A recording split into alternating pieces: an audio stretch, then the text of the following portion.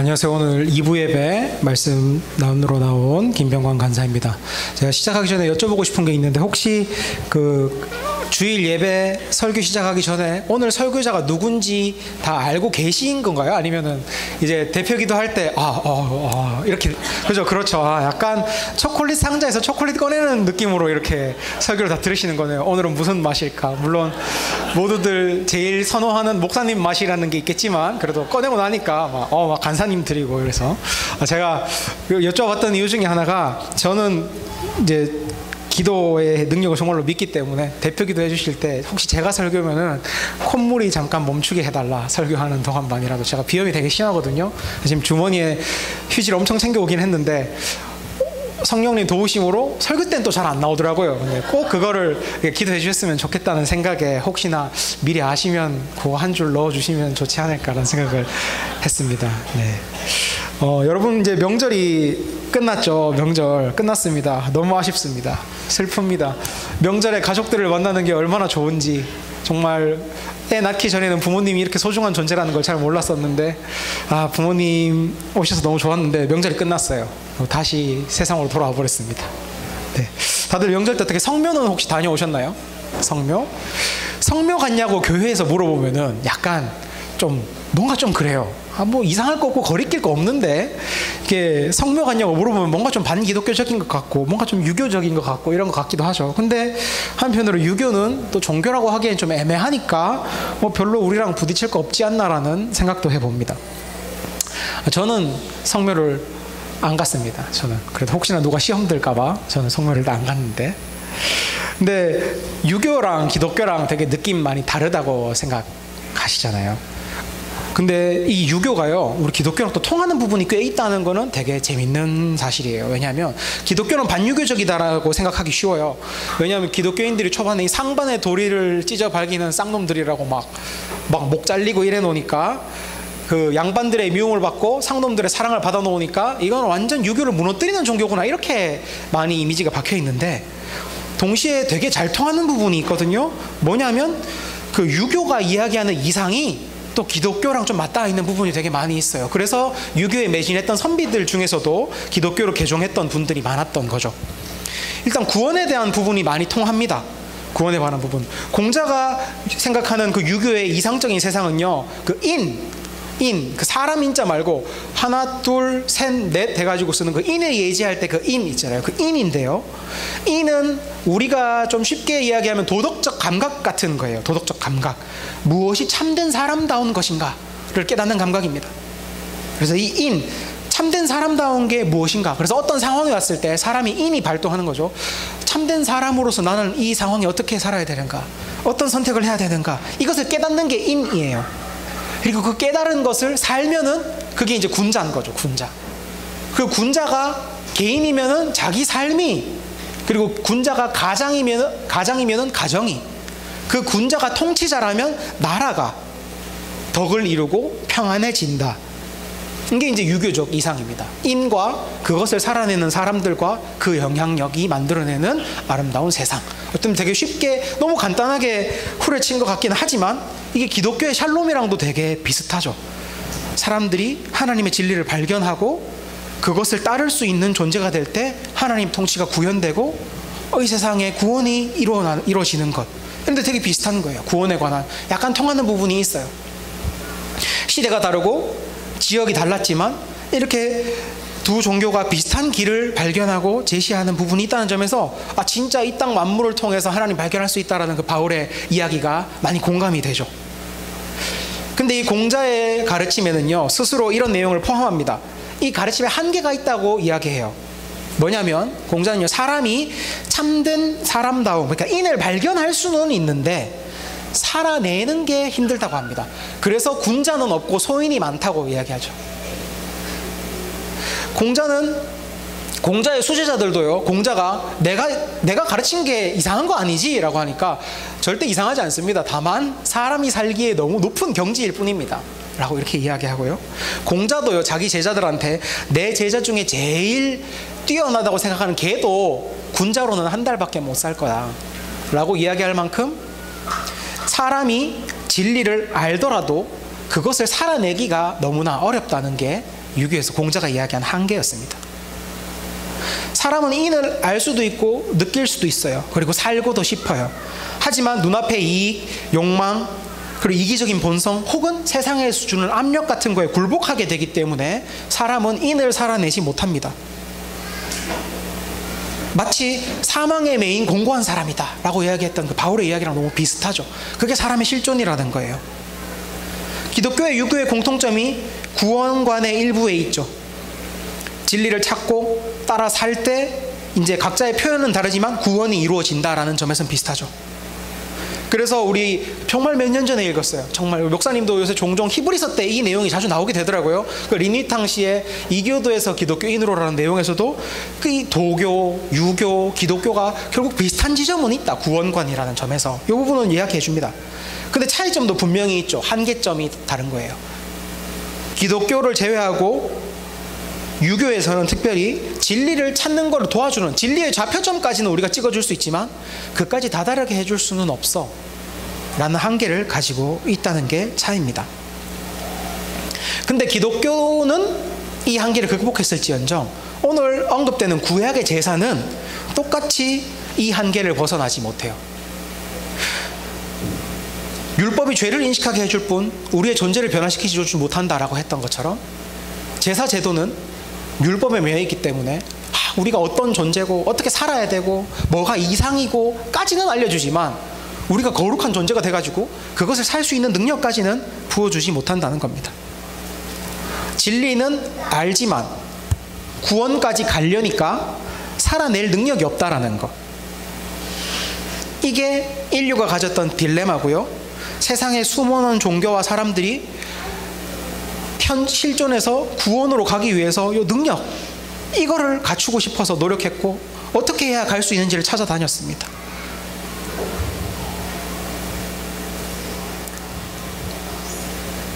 이 어떻게 살아낼 수 없다라는 그 상태, 살아낼 능력이 없다는 거, 이거를 다른 종교에서는 뭐라고 이야기하겠지만 기독교에서는요 죄라는 단어로 표현하죠. 죄. 기독교의 죄는 1차적으로도 원죄를 이야기합니다. 원죄. 근데 그게 다가 아니죠. 방금 이야기했던 살아낼 능력 없음도 죄성도 죄에 포함됩니다. 왜 인간이 진리를 알아도 진리를 살 수 없는가? 우리는 하나님 말씀도 알고 구약 사람들도 보면 율법도 아는데 왜 천국을 구현할 수가 없는가에 대한 내용을 성경은 이렇게 설명합니다. 첫 번째로 인간이 죄와 사망의 지배를 받고 있기 때문이라고 설명해요. 오늘 본문에서 시편 인용됐죠. 주님은 번제와 속죄제가 아니라 당신을 사랑하고 순종하는 마음을 기뻐하신다. 이걸 고백했던 다윗마저도 사실 다윗의 삶을 쭉 훑어보면 잘 살았을 때도 있지만 언제요? 성령 충만했을 때. 성령 충만했을 때는 막 하나님 말씀대로 살고 어떻게 저런 상황에서도 하나님을 붙잡지 이런 삶을 살지만 컨디션 좀 평범할 때 좀 상태 좀 안 좋을 때 이럴 때 보면은 우리는 쳐보지도 못하는 사고를 쳐요. 감히 어떻게 저런 사고를 치지? 보죠. 남의 와이프 빼앗고 들킬까봐 남편은 이제 주기로 보내고 또 뭐 있습니까? 왕자들 밑에 수많은 왕자들이 지들끼리 막 물고 뜯고 막 찢고 뽑고 하고 있는데 그냥 외면하고 결국은 왕비들 말에 이렇게 홀려가지고 그 집안 싸움 정치질 하는 거 냅두고는 나라가 박살날 뻔하죠. 진짜 컨디션 좋을 때는 다윗마저도 컨디션 좋을 때는 하나님 쫓을 수 있지만 그렇지 못할 때는 진짜 깨어있는 상태가 아닐 때는 대부분 그냥 세상에서 구축됐던 사고나 가치관 그거에 자연스럽게 지배당하면서 사는 존재, 혹은 때로는 깨어있을 때마저도 세상이 두려워가지고 와, 내 이거 말씀대로 살았다가 완전 다 뒤집어 쓰는 거 아니야? 야, 내 말씀대로 사는 게 뭔지 알겠는데 내가 독박 쓰는 거 아니야? 이런 두려움 때문에 세상에 굴복해서 살게 되는 존재, 이런 인간의 존재, 이 실존을 가지고 성경은 죄와 사망의 종이라고 표현합니다. 인간이 그를 살아낼 능력이 없다는 거예요. 두 번째로 왜 사람이 구원을 바라지만 살 수가 없느냐? 예수님이 없는 사람들은요 하나님 뜻을 알아요. 우리 하나님 뜻 알아요라고 하지만 사실 정확하게 알지 못한다는 거예요. 앞서서 많은 종교들이 우리는 진리를 아는데 심지어 구약의 제사를 지내는 구약의 유대인들마저도 우리 진리를 아는데 구원을 못 살아요. 능력이 없어서 그래요 라고 얘기했지만 실제로는 이 구원을 아는 것도 불완전하다는 거예요. 인간 스스로가 깨어있다고 하는 그 순간에도 우리는 하나님의 뜻을 온전하게 알지는 못합니다. 우리는 침례 요한을 통해서 그 예를 알 수 있어요. 예수님께서 복음서에서 침례 요한에게 그러셨죠. 세례 요한이에요. 근데 우리 침례교니까 침례 요한, 그죠? 침례 요한에게 그러셨죠.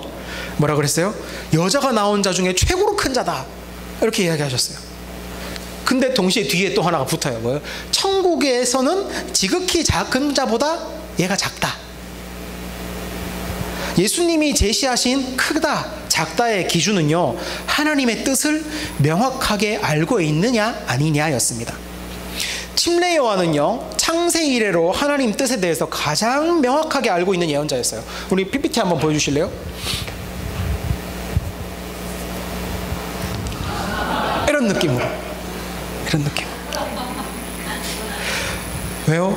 하나님 나라가 어떻게 올 것이고, 인류에게 구원이 누구를 통해 올 것이고, 메시아가 구체적으로 누구고, 모세도 몰랐어요. 알긴 알았지. 근데 흐릿하게.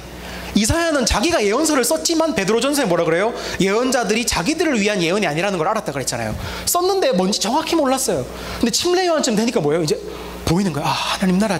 그래서 뭐라 그럽니까? 때가 찼다 그러잖아요. 때가 찬 거예요. 그것도 알았어. 천국이 가까이 왔어도 알았어. 누가 가지고 와? 예수가 가지고 와까지도 알았어. 근데 침례 요한 뭘 모릅니까? 하나님 나라 가져왔다는데 도대체 어떻게 이루어지는 거예요? 자기도 확신이 없으니까 감옥에서 물어보잖아요, 예수님께. 지금까지 그 누구보다도 침례 요한이 하나님 뜻을 정확하게 알았어요. 근데 천국에 들어가 있는 가장 작은 자보다는 몰라요. 왜? 천국 시대의 종말, 율법 시대의 종말이 오고 천국, 성령 시대가 딱 왔을 때 성령 받은 사람들은 하나님 뜻을 명확하게 알거든요. 성령을 받았기 때문에 말씀이 해석이 되고, 성령을 받았기 때문에 기도로 말씀을 물어뜯으면 내 삶이 비춰지고 하나님 뜻이 이해가 되고, 그래서 천국의 시대를 사는 성령 받은 사람들은요, 아무리 우리가 물론 해야죠. 우리가 성령을 물어뜯고 의지해야죠. 한다면 침례 요한보다 명확하게 알 수 있는 거예요. 침례 요한이 아무리 뛰어난 신앙인이어서도 성령의 도움 없이는요, 이 정도가 한계입니다. 이 정도. 오직 성령을 통해서만 하나님 뜻을 선명하게 알 수 있어요. 그래서 우리가 사실 침례 요한이랑 비교하면 사실 참 우리가 침례 요한보다, 제가 침례 요한보다 좀 더 나은데요 라고 할 수 있는 부분을 읽어보면 잘 없어요. 얼마나 대단합니까? 석청과 메뚜기를 먹고 털옷을 입고 광야를 돌아다니면서 회개를 외치는 예언자. 전 그렇게 못 살아요. 라면 못 먹으면 저는 좀 힘듭니다. 석청과 메뚜기와 라면, 그럼 고민해 볼 수 있을 것 같은데, 어쨌든 그런 침례 요한조차도 성령이 없다면 하나님 뜻을 정확히 알지 못하는 거예요. 핵심은 성령인 거예요. 성령에 의지하는 자만 하나님 뜻을 명확하게 알 수 있어요. 이래가지고는 하나님 나라 못 살죠. 그래가지고 우리가 하나님 뜻을 흐릿하게 알고는 하나님이요, 뭘 원하시는지, 우리 교회가 무슨 사역을 하길 원하시는지, 우리 자녀가 어떤 사람이 되길 원하시는지, 이거를 흐릿하게 알아가지고는 우리는 구원을 살 수가 없는 거예요. 근데 이걸 알려면 성령이 필요한데, 다만 이 모든 것이 우리에게 있기 위해서는, 성령님이 우리에게 임하기 위해서는 무엇이 필요합니까? 죄사함이 필요한 거예요.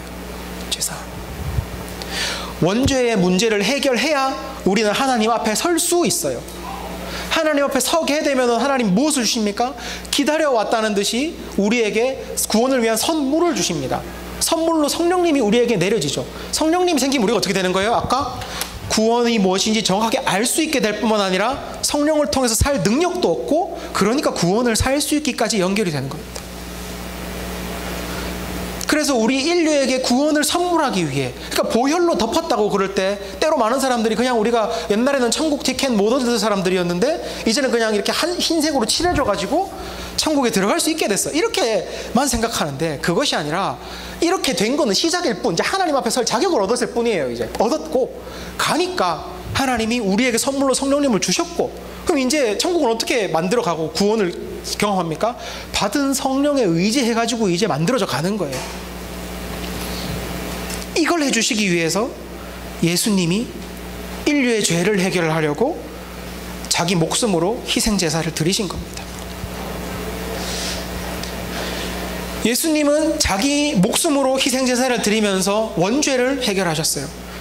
오늘 말씀 9장 24절 보면 그리스도께서는 참 성소의 모형에 지나지 않는 손으로 만든 성소에 들어가신 것이 아니라 그냥 그 세상 제사장들 드리듯이 이 땅에 지성소 들어가가지고 그냥 일회성 제사 이런 거 지낸 게 아니라 바로 하늘 성소로 들어가셨습니다. 뭐예요? 우리를 데리고 하나님 앞으로 바로 데려가 주셨다는 거죠. 설 수 있게. 이전까지 구약 제도는 원죄의 문제를 해결 못했어요. 아브라함한테 언약을 맺어 주셨기 때문에 이 인류가 여전히 새까만 상태이지만 그래도 내 백성 삼기로 약속했잖아. 그래, 약속 지켜야지. 흰색 칠해가지고 또 1년, 근데 1년 뒤에 또 까매지면 또 흰색 칠해가지고 1년, 이렇게 백성 되는 관계 그냥 계속 유지를 해오셨었는데, 예수님께서는 10장 14절에 나오죠. 그는 거룩하게 되는 사람들을 단 한 번의 희생제사로 영원히 완전하게 하셨다. 예수께서는 자기 피값으로 우리 원죄값을 치러주셨고요, 더 이상 이 땅 성소에서 매년 색칠해야지, 색칠하면은 나 이제 하나님 앞에 잠깐 설 자격이 생겼네, 이렇게 되는 게 아니라 영원히 하나님 앞에 설 자격, 영원히 너는 내가 죄 있다고 더 이상 하지 않겠다, 너는 이제 내가 진짜 내 백성이라고 어느 상황에서라도 여기겠다 라고 하는 사람으로 만들어주셔서 우리가 하나님 앞에 설 수 있게 됐습니다. 희생제사는 원죄를 해결함으로써 죄성의 문제까지 해결해 주셨어요. 인류가 하나님 앞에 설 자격을 주셨고, 하나님은 그 앞에 당신에게 선 인류에게 무엇을 주셨다고요? 선물로서 성령님, 구원을 살 수 있게 하는 그 선물을 우리에게 주신 거예요. 10장 16절 17절에 주님께서 말씀하신 그날 이후에, 예수님의 희생제사 이후에 내가 그들에게 세워줄 새 언약은 이것이다. 나는 내 율법을 그들의 마음에 박아주고 그들의 생각에 새겨주겠다. 또 나는 그들의 죄와 불법을 더 이상 기억하지 않겠다. 예레미야 31장 말씀의 성취, 성령의 존재를 통해서 우리 존재를 변화시키는 게 이루어진 거죠. 우리가 율법을 새겼다 그러니까 막 이렇게 그냥 막 성경 한 권 통째로 먹은 것처럼 내가 어떤 위기 상황이 딱 나타나면 갑자기 머릿속에서 하나님 말씀 몇 절 몇 절 딱 떠오르면서 아, 이렇게 행동하면 되는구나, 뭐 이렇게 그런 그 시스템이 우리 안에 내장된 게 아니라 성령을 우리에게 주셔서 하나님 말씀을 길어 올릴 수 있는, 길어 올릴 수 있다니까 약간 좀 너무 올드한 표현이죠, 그죠? 뭐랄까, 약간 시대를 앞서간, 2000년 앞서간 챗 GPT인 거예요. 성령님이 딱 계실 때 우리가 막 챗 GPT 요새 되게 빠르잖아요. 이렇게 물어보면 대신 질문을 잘 던져야 돼. 이게 뭡니까? 말씀을 통해서 연구한 결과를 던져야 올바른 답이 나온다는 거죠. 질문을 잘 던지듯이 우리가 침례 이후 성령이 우리에게 임했을 때, 예수 그리스도 통해 성령이 임했을 때 성령께 물어보는 거예요. 어떻게 살아야 하는지. 내가 이런 말씀 받았는데 그것이 하나님의 어떤 인도인지 받고 말씀을 물고 뜯고 씹고 그것을 두고 기도하면 성령의 빛이 우리 삶을 비춰주죠. 여러분, 그런 것들로 답과 삶의 방향을 개척해 가시잖아요.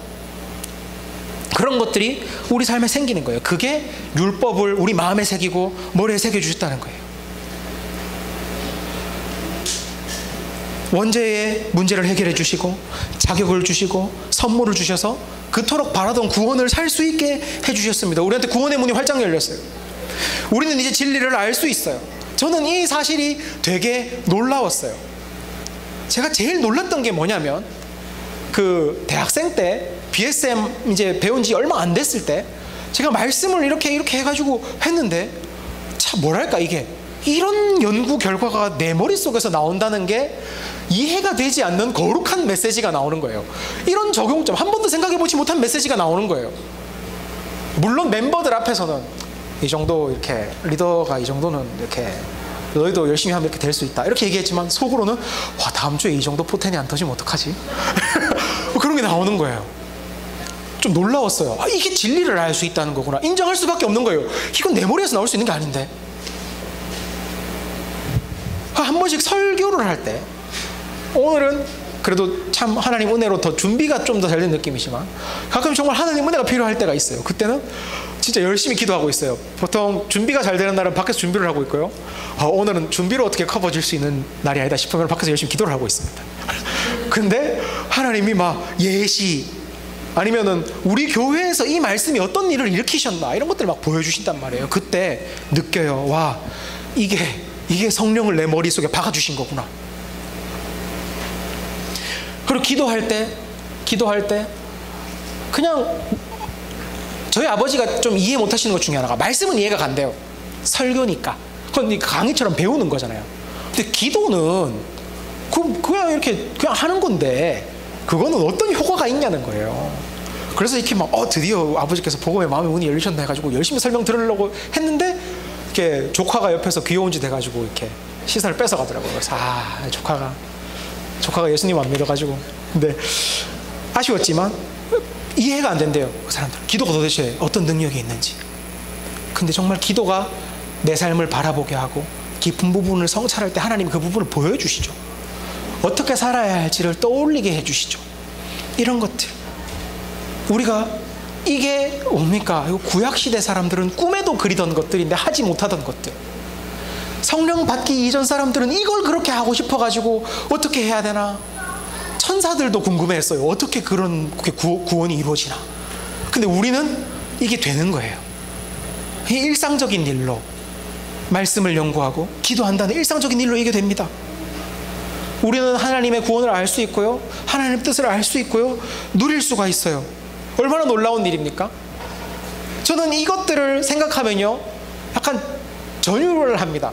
항상 전율하진 않아요. 그러면 병날 것 같아요. 근데 그래도 이런 사실을 경험할 때마다, 그리고 아까 찬양 때 예수님의 보혈에 대해서 찬양할 때 이게 내 삶, 저게 있어서 내 삶에게 가능했구나, 이런 것들이 상기될 때 저는 예수님 찬양하게 돼요. 감사하게 되고 진짜 이 삶이 너무 기쁘고 좋습니다.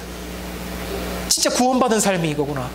나는 진짜 하나님이 보증하신 삶을 살고 있구나. 이게 느껴져서 너무 기쁘고 벅차오릅니다. 진짜 뭐든지 할 수 있을 것 같아요.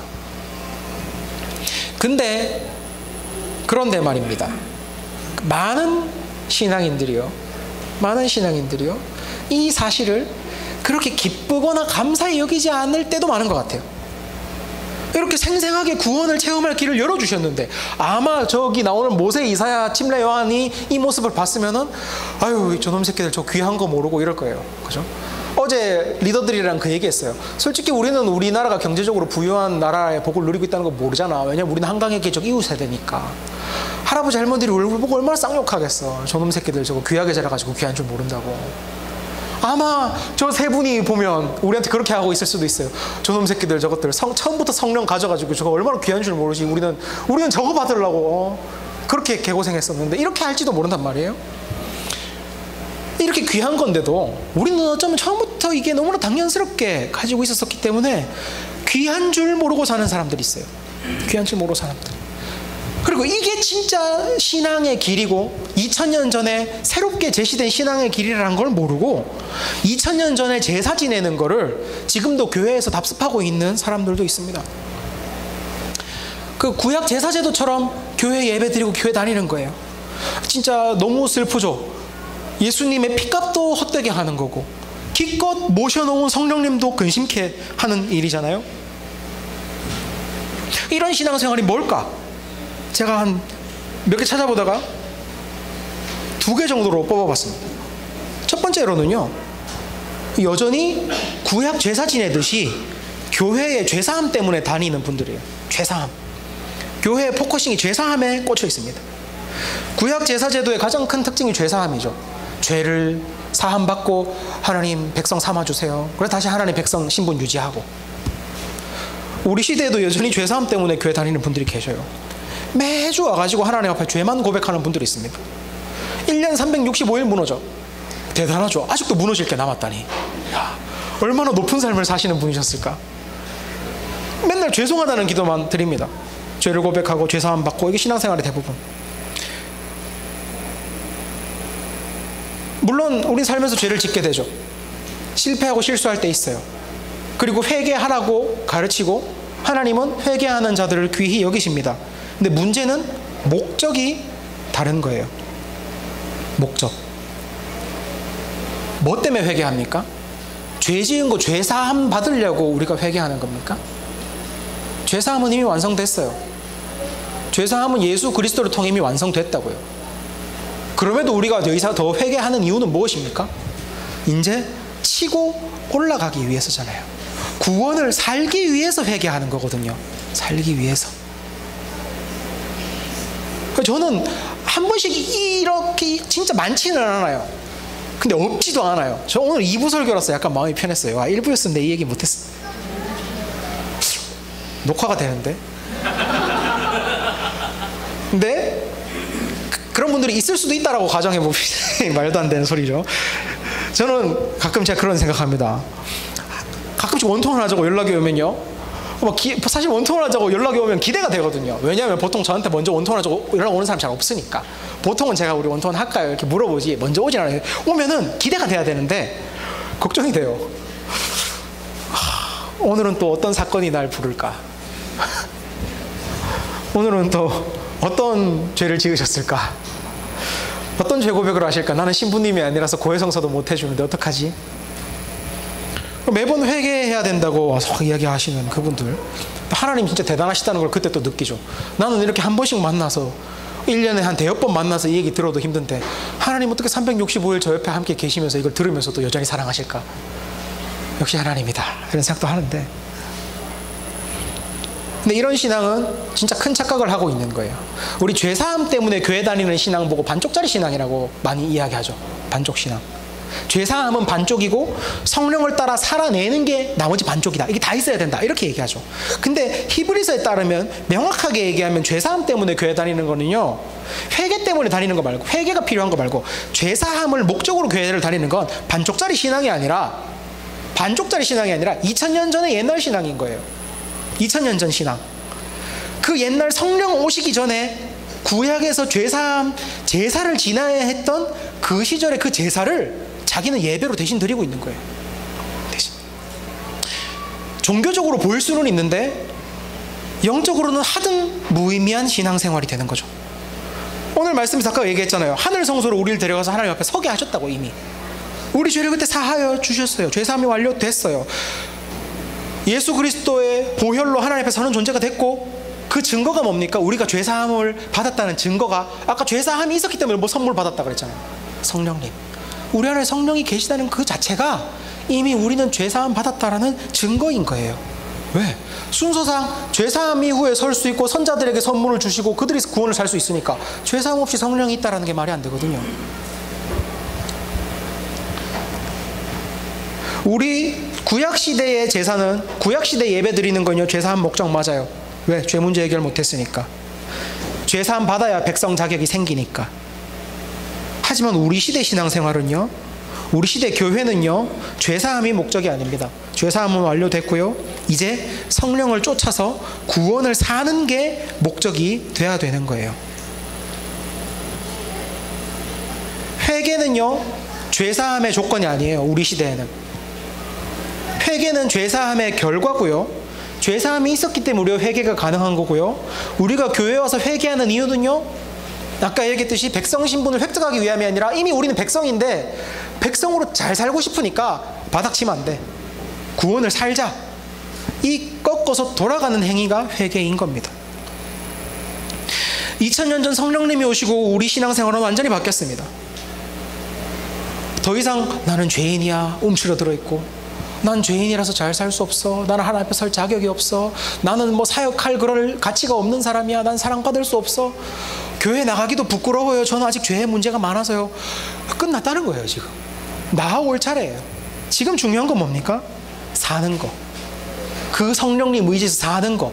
그러니까 교회 올 때 하나님 이번 주도 죄를 지었습니다, 저 제발 좀 용서하고 한번 봐주세요가 아니라, 하나님 진짜 내 이번 주에는 실패했지만 어떻게 살아야 될까요? 하나님, 근데 이것 때문에 실패했는데 힘을 주세요. 하나님, 오늘 말씀을 통해서 이번 주 제가 실패할 수밖에 없었던 이유를 좀 보여주시고 나아갈 길을 보여주세요. 그리고 지체들과의 교제 안에서 용기를 주시고 다음 주에 승리할 수 있게 해주세요. 이런 거 나아갈 길을 얻게 해주는 게 우리 교회의 예배가 돼야 되는 겁니다. 성령을 받고 그 의미를 제대로 깨달은 사람들은요, 죄사함에 매달려서 신앙생활을 낭비하지 않습니다. 잘 살기 위해서 회개하고 잘 사는데 에너지를 쏟습니다. 혹시나 죄사함의 신앙생활을 하는 분들이 내 곁에 있다면, 혹시나 나에게 여전히 그런 마음이, 우리 또 마음 안 좋을 때 아닌 거 알면서도 그런 마음 들거든요. 괜히 죄사함에 집중하게 되고.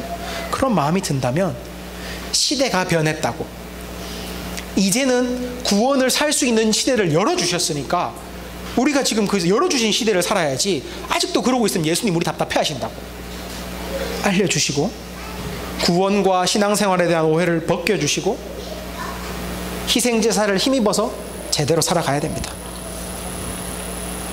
두 번째로 교회 안에 남아있는 이 구약 제사 같은 신앙생활은 뭐냐면요, 형식주의입니다. 형식주의. 그저 형식을 행하는 것으로 신앙생활을 하고 있다고 생각하는 것이죠. 말씀 봤으니까, 기도했으니까, 예배 나왔으니까, 가끔씩 일요일에 주일 성수를 출근 도장 찍듯이 이렇게, 왜냐하면 꼭 가야 되는 거니까. 근데 뭐 와서 그냥 얼굴 찍고 간다고 그게 예배가 아니잖아요. 하나님께서 바라시는 것은 번제와 속죄제가 아니라 그 사람의 마음과 중심이 어떤 삶을 만들어내느냐인데, 교회 오는 그 자체 형식을 하나 내가 찍었다, 도장 찍었다가 중요한 게 아니거든요. 근데 이렇게 생각하는 분들도 누군가는 있다는 거예요. 구약 시절에마저도 제사 그 자체로는 아무런 의미가 없습니다. 의식은 의식이라는 거예요. 그 의식 때문에 거룩함이 일어나는 게 아니라는 겁니다. 의식은 거룩한 능력을 지니지 못했어요. 그래서 우리 단어를 혼용해서 쓰긴 하는데, 성만찬이라고도 얘기하고 주의 만찬이라고도 얘기합니다. 근데 주의 만찬이라고 이야기하는 것을 그 사역자분들 많이 권하고, 하지만 성만찬을 워낙 많이 써가지고 주의 만찬을 많이 권해요. 왜?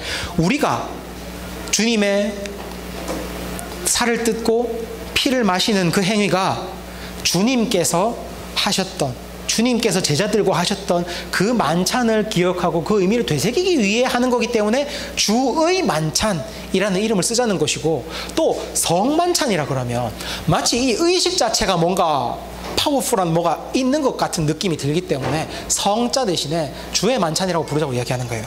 실제로 가톨릭에서는 성례라는 표현을 쓰죠. 근데 우리는 그냥 의식이라고 합니다. 의식. 왜? 의식 자체가 성스럽고 거룩한 능력이 있다는 게 아니라는 거죠. 황소와 염소의 피가 죄를 없애줄 수는 없습니다. 맞아요. 근데 우리는 왜 의식을 할까요? 성령이 오셨다면서요. 아까 성령 의지해가지고 살면 된다고 분명히 얘기했는데, 그러면 생각해보니까 형식이 왜 필요하지? 성령이 오셔도 형식은 필요합니다. 왜? 예수께서 율법을 폐하는 게 아니라 율법을 완성하러 오셨다 그랬잖아요. 성령은 율법을 제대로 사용할 수 있는 완성으로 오신 거예요. 그래서 여전히 형식도 남아있어요. 우리가 의식을 여전히 가지는 이유, 우리가 굳이 예배 순서를 찬양과 기도와 말씀과 이 순서를 지키는 이유, 굳이 수련회 가면 어떤 툴이나 이런 것들을 사용하는 이유, 의식을 하는 이유는 뭡니까? 10장 3절에서는 이렇게 얘기하는데, 죄를 회상하는 데 도움을 주고, 죄를 회상하는 데 도움을 준다는 말은 거꾸로 이야기하면 어떤 겁니까? 하나님을 떠올리게 하고, 우리의 죄인됨을 떠올리게 하고, 우리가 어떻게 살아가야 하는지를 다시금 집중하게 하고. 그래서 뭡니까? 우리 찬양 시간에 오면 몸이 어느샌가 익숙해져 있어요. 저도 제가 지난번 설교 때 그랬잖아요. 와, 오늘은 목을 아껴야 되니까, 목이 아프니까 목을 아껴 설교해야 되니까 오늘 찬양 안 해야겠다. 그냥 몸이 막 기억하고 있어. 들어가면 출력 벌써 여기까지 올라가 있어. 함께 찬양하고, 그러면서 내 마음이 자연스럽게 하나님께로 모아지고 있어요. 찬양 시간이 지나가면. 의식의 역할이 그겁니다. 이 의식을 통해서 하나님께 갈 수 있는 마음의 길을 트는 역할이 의식인 거죠. 근데 현대의 교회에서 형식은 진짜 이런 의미입니다.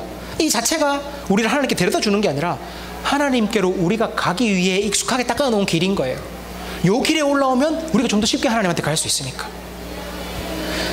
이거를 알고 본래 의미, 막 성령의 의미, 찬양 시간은 내가 진짜 하나님을 깊게 만나고 주님을 찬양하는 시간이지, 주님께 내 존재를 잊고 다윗처럼 나의 존재를 잊고 하나님께 몰입하는 시간이지, 이걸 깨달으려고 스피커 빵 올려가지고, 아까 저희 마무리 찬양할 때 저희 딸내미 잘 자다가 깼잖아요.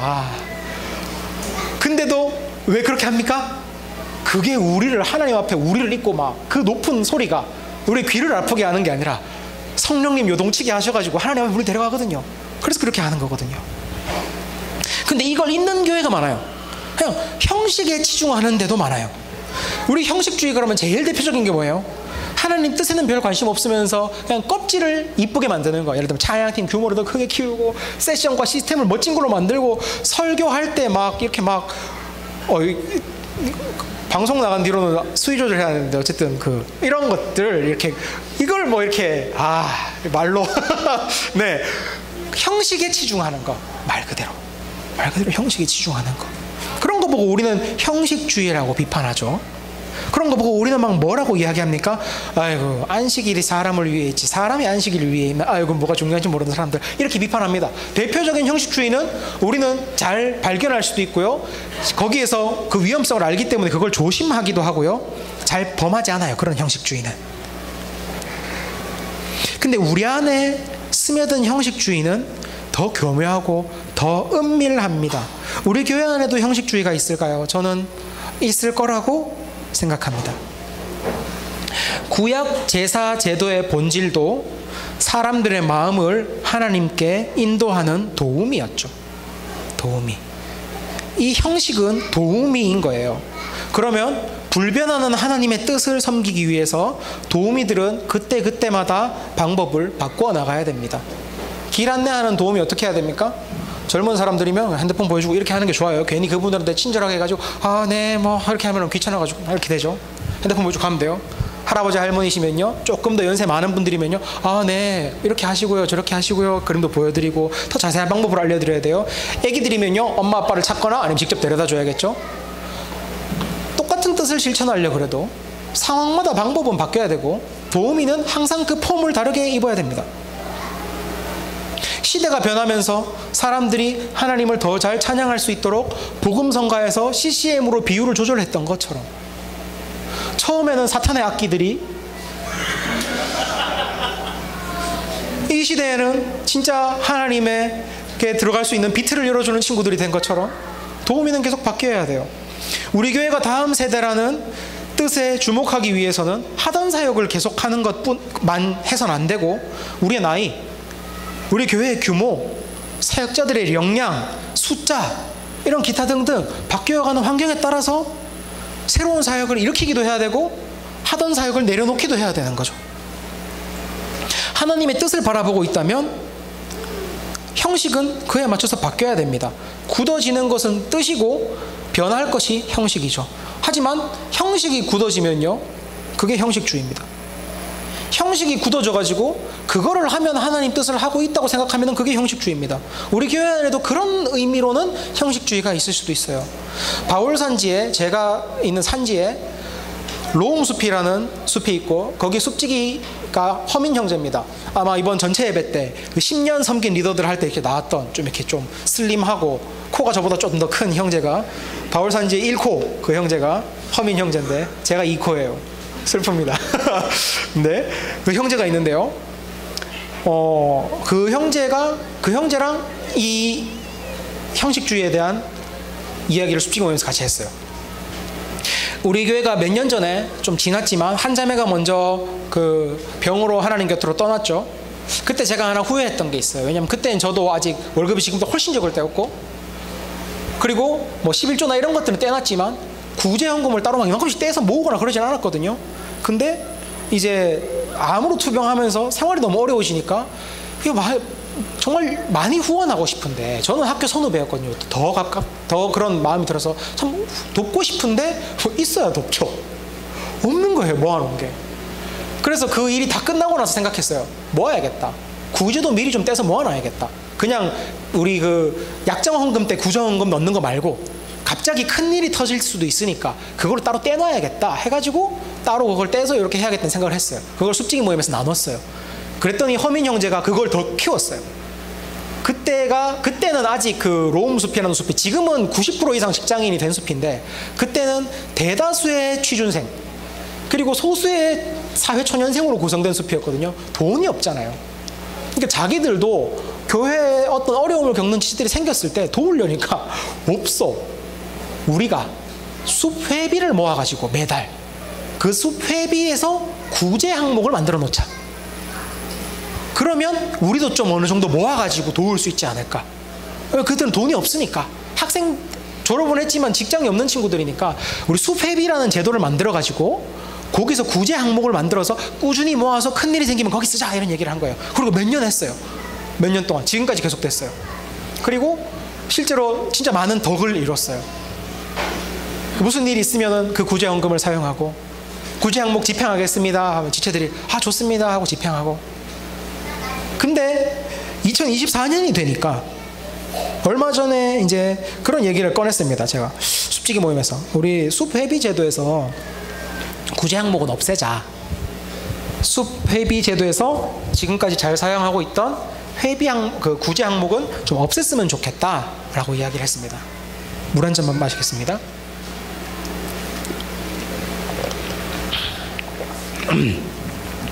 그 이유가 뭐냐면 이제는 대부분 직장인인 거예요. 대부분 직장인. 이미 직장 가지고 재정적 여유도 생기고 결혼한 사람도 있고 애가 있는 사람들도 있어요. 경제적인 안정을 어느 정도 취했어요. 그러니까 이제 교회에 어떤 일이 생기면 각자 구제할 수 있는 경제력을 하나님이 주시는 거잖아요. 하지만 우리 숲회비, 혹시 요셉이나 여수에도 숲회비가 있습니까? 우리 숲회비가 대학생 때 10,000원인 게 직장이 되면 30만 원 됩니까? 10,000원이면 10,000원이거나 10,000원이면 20,000원이잖아요. 숲회비는 그대로니까 구제연금은 거의 그대로인 거예요. 숲회도. 처음 만들어졌던 목적이랑 달리 2024년이 되니까 숲회비의 구제제도가 오히려 형제자매의 어려움을 구제하라는 하나님의 뜻을 그럴 의도가 없었는데도 가리게 되는 거예요. 왜?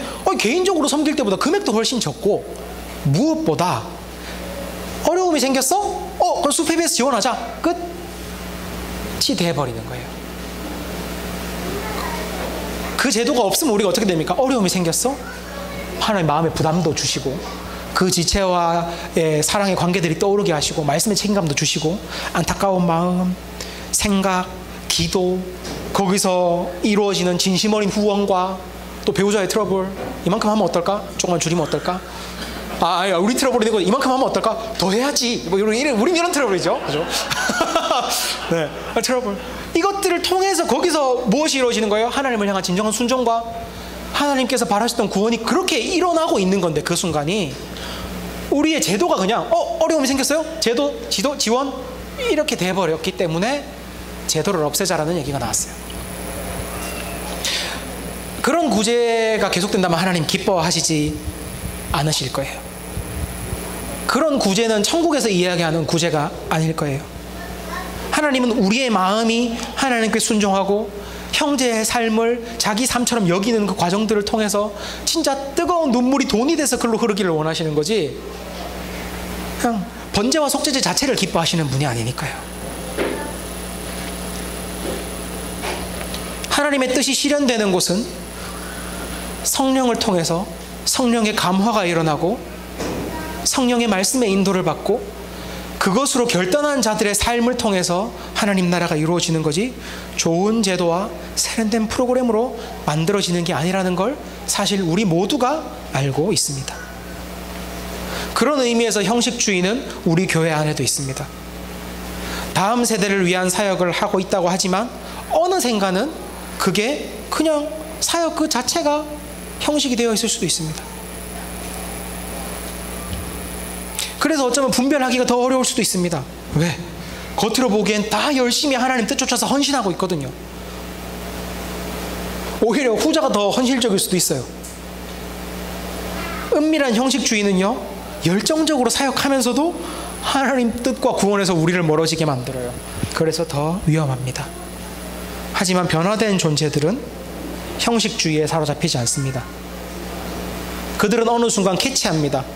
마치 우리 바울산지 숲지기 모임에서 우리의 구제제도가 하나님 뜻과 조금 벗어나고 있는 것 같아 라는 것을 감지할 수 있었던 이유는 하나님의 구제와 사랑이 어떻게 퍼져야 될지를 함께 연구하고 나누면서 발견하게 됐던 것처럼, 하나님의 뜻을 계속 쫓으려는 사람들은 내가 뜻과 함께 가고 있기 때문에 지금 도우미가 좀 바뀌어야 될 것 같은데 라는 걸 깨닫고 형식주의에 빠지지 않는 것이죠.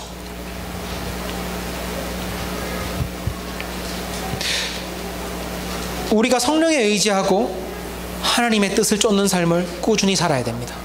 그게 없다면 오늘 말했던 이 구약의 제도 같은, 이 구약 제사 같은 그 옛날 신앙생활이 우리 삶을 채워갑니다. 예수님이 우리를 변화시켜 주셨지만 변화된 존재로 살아가지 않을 수 있고요, 우리는 변화되었음에도 불구하고 그러면 변화 안 된 거랑 똑같은 삶을 사는 거예요. 예수님은 다 해주셨어요. 예수님이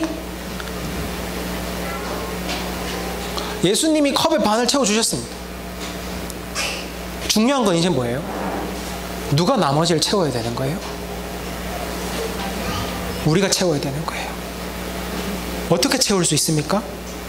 성령께 의지하고 변화되는 삶을 사는 그 본질을 붙들 때 우리가 나머지 반을 채워갈 수 있습니다. 중요한 것은 본질을 붙드는 거예요. 성령님께 의지하는 것. 붙들라고 성령님 주셨잖아요. 그거 붙드는 게 구약 때와 너희 때가 완전히 다른 삶을 살 수 있는 그 확실한 길이라고 알려주셨잖아요. 그거 확실하게 붙드는 거예요. 온 교회가 성령께 의지해서 변화된 삶을 살기 위해서 노력한다면 이런 일은 일어나지 않습니다. 아니, 문제가 일어나지 않는다가 아니라 천국이 만들어질 거라는 게 성경의 증언입니다. 성령을 쫓아서 사는 신앙생활이라는 게 뭘까? 여기부터 너무 당연한 이야기들이지만 절대 빼놓을 수 없는 이야기들이죠. 첫 번째, 가능한 자주 말씀을 연구하는 겁니다. 가능한 자주, 성령 충만, 성령의 변화. 우리가 성령께 의지해야지 하나님 뜻을 알 수 있어. 그러면 막 방언하려고 저 기도실에서 성령 한번 받아보려고 코카콜라 한 3시간 해봤는데, 그래서 전 지금도 펩시가 더 좋아요. 아무리 불러도 안 돼. 방언이 안 나와. 왜냐하면 그때 제가 방언하는 멤버를 만나가지고 약간 좀 영적으로 많이 눌렸거든요. 멤버가 방언을 한다고? 나도 방언을 받아야겠는데. 근데 코카콜라 하다가 방언 터지면 하나님 뜻을 안다? 아니잖아요. 성령을 받는다는 게 꼭 그런 의미가 아니잖아요. 왜요? 하나님 성령 받는다는 게 뭔지 이야기해 주셨죠? 오늘 본문에 예레미야 31절 인용이 우리 안에 성령을, 말씀을 새겨준다고, 율법을 새겨준다고 하셨죠? 그리고 그 율법을 새겨준다는 게 아까 얘기했지, 저장된 게 로드되는 느낌이 아니라 하나님의 말씀을 성령으로 연구할 때 길어 올린다, 챗GPT처럼 사용하신다, 이거였잖아요. 요한 서신들 보면 나와요. 저는 가끔씩 이 절 정해준 분들 되게 고마울 때 있어요. 제가 성령론 수업 들을 때 이거 외우기가 되게 쉬웠거든요. 요한복음 14장 26절 성령 말씀이고요, 15장 26절, 그래서 성령은 26절에 있어요. 그래서 14장 26절 보혜사 곧 아버지께서 내 이름으로 보내실 성령께서 너희에게 모든 것을 가르쳐 주실 것이며 내가 너희에게 말한 모든 것을 생각나게 하실 것이다. 구약 제사는 그냥 죄를 상기시켰다면 예수 그리스도의 성령은 우리가 주님 말씀을 붙들 때 예수 그리스도의 가르침을 상기시킵니다. 지금 어떻게 살아야 되고, 예수라면 이때 어떻게 하셨을 것이고, 예수님은 이럴 때 이렇게 하라고 하셨지라는 그런 것들 떠오르게 하십니다. 상기시켜 주시는 거예요. 요한복음 15장 26절 보혜사 곧 아버지께로부터 오시는 진리의 영이 오시면 그 영이 나를 위하여 증언하실 것이다. 우리 입에 할 말을 넣어주신다고 하시죠. 어떻게 살아야 될지, 지금 어떤 언어와 행동으로 이 상황을 살아내야 될지를 하나님 알려주신다는 겁니다. 성령은 우리 마음과 생각에 임해서 말씀을 통해서 우리에게 역사하셔요. 그래서 우리가 말씀을 연구해서 성령 앞에 나아갈 때 이 삶을 살 수 있는 거예요. 코카콜라하고 방언한다고 하나님이랑 직통되는 게 아니라, 그것이 되는 분들도 있어요. 분명히 그게 아니라는 건 아니에요, 절대로. 하지만 모두에게 뚫린 길은 아닐 수도 있어요. 하지만 이건 뭐예요? 하나님이 성경에 증언해 주신 모든 이들에게 가르쳐 주신 성령 사용법이잖아요. 사용법, 성령 모시는 법, 이게 우리에게 준 방법이라는 거예요. 말씀을 통해서 주를 만나라. 성령 시대를 사는 우리는요, 말씀을 볼 때 하나님께 나아갈 수 있고요, 구원의 길로 진입할 수 있습니다. 말씀을 연구하지 않으면 성령의 인도도 없고요, 하나님과 연결도 없고요, 그러면 내 삶에 구원이 없지요. 말씀, 성령, 하나님, 성령 시대의 구원 루트인 거예요.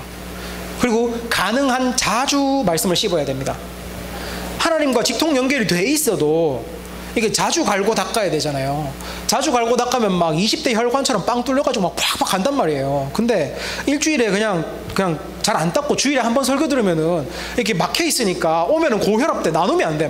머리는 아프고 뭔지 모르겠고 그 정도인 거예요. 근데 일주일 내내 말씀 닦는 사람은 뭐예요? BSM 하고 온 사람, 그것도 월, 화, 수 이렇게 매일 BSM까지는 안 해도 돼. 그날 여기까지 읽고 묵상하고, 우리는 큐티를 대체하니까 읽다가 이런 것들이 뭐 적용의 단상이 떠오르는데 해놨다가 어느 날 또 각자 거 BSM 하고 리더 모임에서 나누고 주일날 여행도 듣고 그러면은 진짜 무슨 혈관 뚫리듯이 막 빡 뚫려가지고 와요.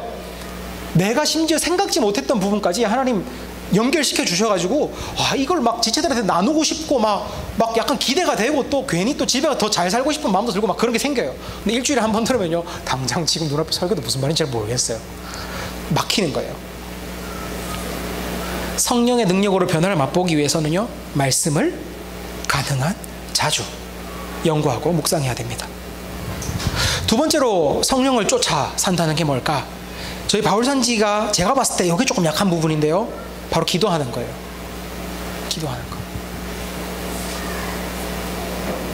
BSM은 진짜 너무 좋은 도구인데 기도가 성찰이 없다면요 말 그대로 도구에서 끝나죠. 말씀 연구를 통해서 적용 좀 나오고 핵심 메시지 나오고 핵심 메시지와 적용 사이의 간극, 그것은 마치 머리와 가슴 사이의 간극. 우리 아들이 좋아하는 그 장난감과 내가 그걸 맞춰야 되는 그 난이도 사이의 간극, 너무나 멀어요. 핵심 메시지가 나왔다고 해서 내 삶에 적용되고 변화되는 게 아니잖아요. 그걸 내 삶에 넣어서 씹고 내 걸로 만드는 것도 다른 과정이란 말이에요. 기도와 성찰이 없다면요 핵심 메시지는 연구 결과, 도구의 결과값으로 나와 있는 거지 내 삶에 어떤 영향을 미치지 못합니다. 기도와 성찰로 하나님 말씀을 받고 주께 내 삶을 가지고 가서 여쭙고 하나님 음성을 들으려고 노력할 때 이 말씀이 내 삶이랑 무슨 연관이 있는지가 이어져요. 히브리서 BSM 하면서 제가 가장 많이 듣는 이야기가 이겁니다. 히브리서 BSM은 적용을 못 하겠어요. 그래, 기도를 안 했구나 라고 하면 실족하니까 기도합시다 라고 했죠. 근데 그럴 만도 합니다. 왜요? 예를 들면 로마서 같은 거나 아니면 뭐 디모데 전후서 같이 이렇게 교육적 내용들을 많이 함량하고 있는 서신서들 같은 경우에는 그것만 읽어도 그 교육적 내용을 내 삶에 그대로 넣기만 하면 되니까 핵심 메시지가 곧 적용점으로 나올 수 있는 본문들이기도 해요. 근데 히브리서 같은 말씀은 조금은 그냥 듣다 보면 장황한 것 같기도 하고 되게 원론적인 이야기를 다루는 것 같기도 하고 이러니까 이것 핵심 메시지만 뽑아가지고는 핵심 메시지 뭡니까? 예수 그리스도의 희생제사가 구원의 문을 여셨다. 적용. 이렇게 되는 거예요. 구원의 문을 여신 게 내 삶에 어떤 의미인지, 아니 어쩌면 방금 이야기했던 거 내 삶에 여전히 구약 제사와 같은 부분은 없었는지, 구원의 문은 여셨지만 예수 보혈을 헛되게 쓰고 있는 부분은 없는지, 이것들을 그때 말씀 연구 더 한다고 그게 나옵니까?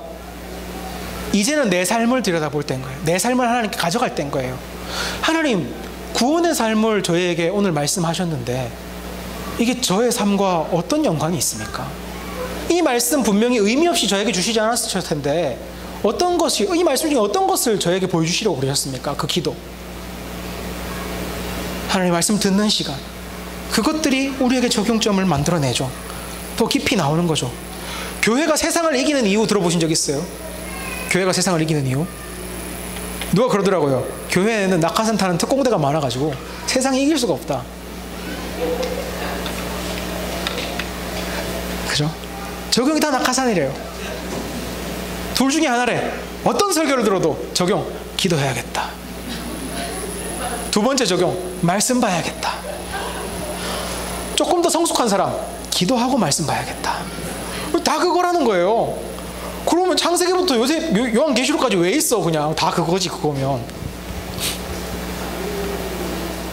왜? 그런데 낙하산 타는 사람 따로 있고 깊은 적용과 나눔으로 삶을 변화시키는 사람 따로 있습니까? 왜 상대적으로 숲지기들이 더 똑같이 말씀 나눔하는데 막 숲을 향한 안목을 가지고 막 이렇게 하고 어떤 지체를 향한 더 깊은 내용들을 더 나눔합니까? 왜 똑같은 말씀 공유하는데 저희라고 일주일에 말씀 2개 보는 거 아니거든요. 우리는 사역자니까 오전에는 히브리서, 오후에는 구약으로 봅시다. 이렇게 안 해요. 저희도 히브리서만 봐요. 똑같이 한 주에 똑같은 말씀 하나 보는데 왜 사역자들은 그것들 보고, 왜 숲지기 모임에서는 그거를 보고 교회의 방향과 미래에 다가올 일들에 대해서 하나님께 음성을 듣습니까? 신학 공부를 해서 또 있겠네요. 근데 그럼 숲지기들은 안 하셨잖아요. 많은 분이. 뭐 때문이에요? 진짜 그걸 가지고 기도하고 성찰하거든. 내 일처럼. 진짜 하나님 앞에 그걸 가지고 가거든요. 그걸 항상 마음속에 가지고 살아요. 그냥 기도하는 게 그냥 딱 앉아서 기도하는 것뿐만이 아니라 마음속에 그것을 품고 삽니다. 말씀을 품고 삼듯이 한 지체를 사랑하며 사는 삶, 우리 교회 지체들을 향한 삶, 다음 세대 사역을 위한 생각. 그러니까 기도, 이게 항상 내 삶의 고민이니까 기도 자리 가면 하나님 그것부터 물어보는 거예요. 어떻게 해야 되는지. 하나님, 제가 이런 고민을 하는 거 아시죠? 하나님 좀 알려주세요. 그렇기 때문에 하나님이 짚어주시는 게 더 빨리 들어오고 더 명확하게 들어오고, 말씀이 기도와 성찰을 통해서 우리 삶의 구원으로 적용이 되는 거죠. 기도와 성찰을 해야 됩니다. 우리 BSM이 성령을 통해서 하나님의 음성을 듣는 과정이라면 기도와 성찰이 메시지가 삶에 녹는 과정이에요. BSM으로 말씀을 듣고 기도와 성찰로 녹이고 받아들일 때 우리는 구원의 능력을 맛볼 수가 있습니다. 그걸 체험할 수가 있습니다. 마지막으로 변화되는 삶은요, 마지막으로 현장에서만 일어나요. 말씀과 기도까지도 하나님의 뜻을 알고 인도받는 과정이죠. 그리고 가장 강력한 성령의 능력은요, 그 다음에 발동합니다. 신앙대로 살 수 있게 해주는 능력. 이게 참 사도행전에 많이 나오죠. 아까 있잖아요. 입에 증언할 것을 넣어주신다. 근데 말만 넣어주시겠어요? 말만 넣어주시면 뭐예요? 지금 용기가 없어가지고 지금 입도 안 떨어지는데 말을 넣어주시면 뭐합니까? 말만 넣어준다는 게 아니죠. 의지, 용기, 소망. 성령께서는 우리 깊은 마음속에서 우리를 위해 하나님께 중보하셔서 능력을 얻어오시는 거예요. 성령의 가장 큰 능력이 바로 선을 향한 의지와 소망을 주시는 것, 그리고 그 선을 캐치할 수 있는 감수성을 주시는 거예요. 말씀대로 살아가려고 할 때요, 성령님은 하나님이 보시는 것처럼 우리가 세상을 볼 수 있게 만들어요. 그런 감수성을 주셔요. 말씀대로 살아가려고 할 때 뭐 사실 인도 나오고 말씀 적용 좀 다 나와도 막상 삶의 자리에 딱 뛰어들면은 그게 또 막 어려울 때 있거든요. 너무 옛날 밈인가요? 미 아시나요? 이거는 안 되겠습니다. 이건 좋지 않은 밈인 것 같아요. 빼도록 하고. 다 가지고 이렇게 살아야지 하고 갔지만 막상 그 자리에 가면은 안 되고, 용기가 부족하고, 못할 것 같고. 근데 그때에 우리가 성령 붙들고 질러야 돼요. 성령님 진짜 악에 굴복하지 않는 용기를 주셔요. 내 죄성에 굴복하지 않는 의지를 주셔요. 안 될 것 같아 라는 마음이 들 때 동시에 성령도 붙들어야 되는 거예요. 이것들은요, 우리가 현장에서만 경험할 수 있어요. 일례로 제가 예수님 만나기 전에, 저희 집이 완성 경상도 집이거든요. 저희 다 경상도 집이에요. 아버지, 어머니 다 대구, 부산, 우리 가족 다 대구, 부산에 있어요. 근데 저는 좀 그 경상 스타일이 조금 힘들었어요. 이번에 저희 숙모님이 저 목사 안수할 때 오셔가지고는 정장 색깔을 딱 보시더니 참 자유로운 영혼이구나 라고 하시더라고요. 저는 원래 그런 영혼이었어요. 근데 우리 경상도 집은 쉽지 않더라고요. 불화가 많을 수밖에 없죠. 솔직히 부모님께는 죄송할 짓도 많이 했죠, 지금 생각해보면. 근데 나는 그게 너무 답답하고 힘들고 권위적이고 그냥 벽 같았어요. 뛰어넘을 수 없는 벽과 같았어요.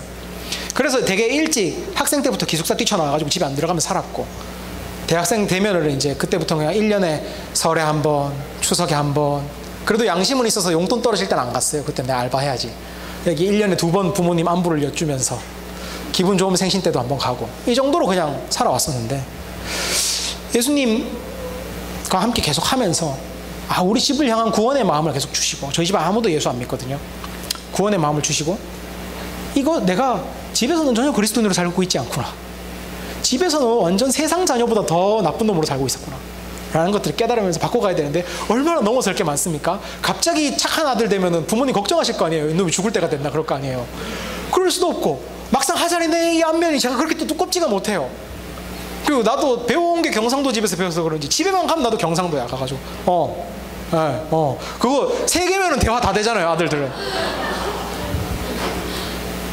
그래가지고 힘들었는데, 진짜 예수님이 의지를 복돋아 주셨어요. 구원의 소망을 주시고 살아야겠다. 내 한번 변화된 삶으로. 저는 그때 좀 마치 일부 계셔가지고 좀 뻘쭘하긴 한데, 저한테 참 깊은 인상을, 용기를 줬던 누구냐면 그 최정현 형제님이랑 김도환 형제님이었는데, 이분들이 첫째시거든요. 근데 이제 동생분들이 이제 예수 믿게 된 계기들이 형님들의 삶의 변화를 보고 그러셨다. 그래가지고 제가 볼 때부터 처음부터 좋은 형들이었거든요. 그러니까 나는 몰랐지. 근데 그걸 보고 와서 아, 이게 진짜 되겠구나. 그런 용기 얻고 나도 집에 가서 해보자. 아직 제 동생은 아직 잘 못 느끼더라고요. 제 동생이 좀 더 악한 것 같아요. 근데 난 내가 잘 잘못 사나? 그것들을 이제 가지면서 좀 힘든 것들, 우리 집이 변화할 수 있을까?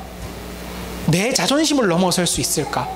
내가 이렇게 한다 그래서 그 우리 아버지의 그 불같은 성미가 그 성령도 우리 아버지 성격을 못 고치실 것 같아. 이런 마음들 막 들면서 했었는데 차근차근 조금씩 진짜 좌절하는 순간들도 많았지만 하나님 가정의 변화된 모습도 보여주시고 또 오히려 좌절하는 모습에서 하나님이 나의 변화 또 너의 모자람들 그럼에도 불구하고 나와 함께 해주시는 그 모습들 거기서 용기도 얻고 그 현장에서 말씀과 기도로 인도받는다는 게 뭔지 진짜 체험했어요.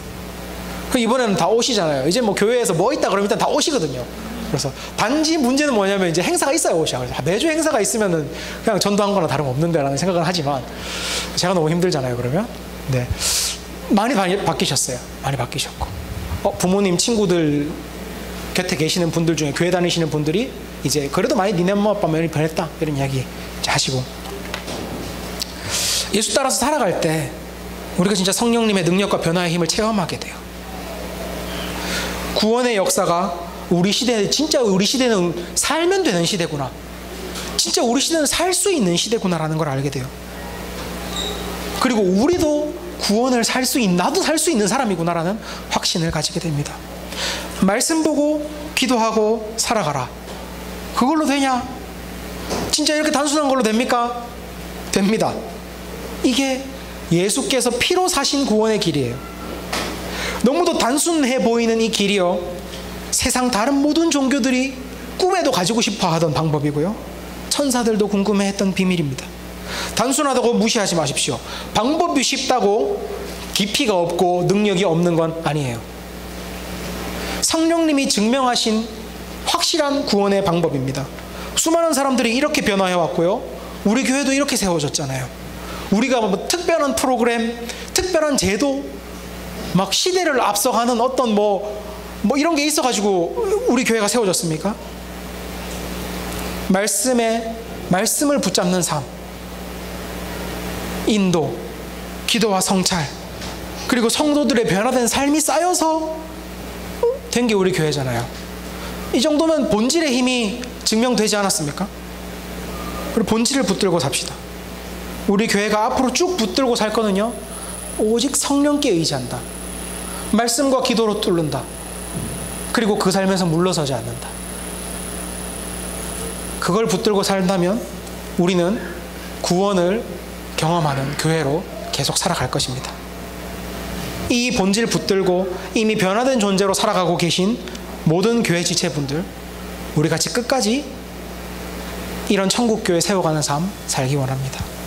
그리고 혹시나 내 삶에 아직 구약 제사 같은 부분들이 발견된다면 이 부분도 성령께 내어드려야겠다라고 결단하는 오늘이 되기를 바랍니다. 제가 기도하고 설교를 마치도록 하겠습니다.